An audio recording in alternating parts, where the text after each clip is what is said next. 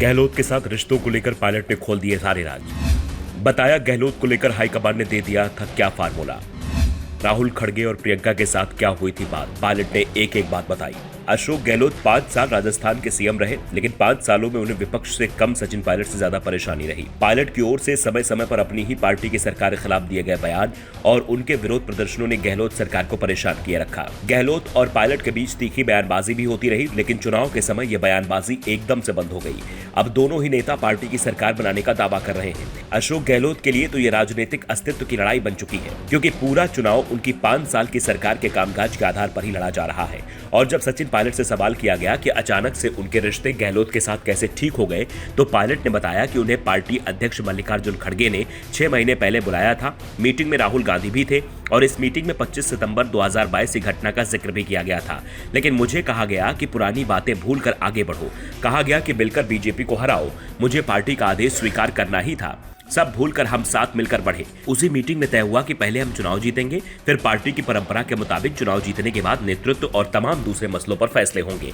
साफ है, पायलट को अभी भी उम्मीद है कि जो काम 25 सितंबर को पूरा नहीं हो पाया था, यानी विधायक दल की बैठक जो नेता के चुनाव के लिए बुलाई गई थी, उसमें जो फैसला होना था वो 3 दिसंबर को हो सकता है, यानी हाईकमान उनके नाम पर मुहर लगा सकता है।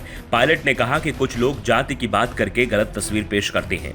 कांग्रेस बहुत बड़ी पार्टी है। पिछली बार मैं पार्टी का प्रदेश अध्यक्ष था, तब हमने तय किया था कि पहले जीतेंगे और फिर केंद्रीय नेतृत्व तय करेगा कि कौन सीएम बनेगा। इस बार भी ऐसा ही होगा।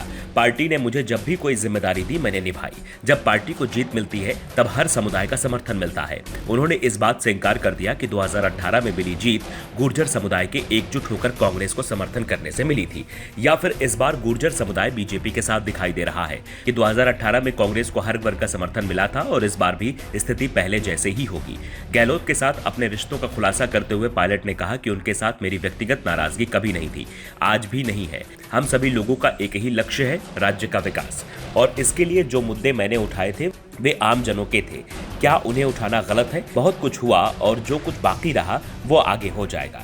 राजस्थान पब्लिक सर्विस कमीशन में हर रिफॉर्म चाहते थे। खुद मुख्यमंत्री गहलोत ने इसे माना कि नियुक्ति में कुछ गलती हुई, ये भी ठीक हो जाएगा। यहाँ हम पूरी तरह पारदर्शिता लाएंगे। इस बार टिकट वितरण को लेकर भी पार्टी के अंदर टकराव के हालात थे। पहले कहा गया था कि 100 उम्मीदवार बदले जाएंगे, सर्वे के आधार पर टिकट दिए जाएंगे, लेकिन पार्टी की सूची में अधिकांश सीटों पर पुराने उम्मीदवार दिखाई दिए। इसे लेकर भी पायलट ने साफ कर दिया कि टिकट वितरण में कहीं कोई टकराव नहीं था। यहाँ तक कि जिन नेताओं को 25 सितंबर की घटना को लेकर कारण बताओ नोटिस जारी किया गया था, उन्हें भी टिकट दे दिया गया। पायलट ने कहा कि टिकट वितरण सर्वे रिपोर्ट और तमाम नेताओं के बीच राय मशवरे के बाद होता है।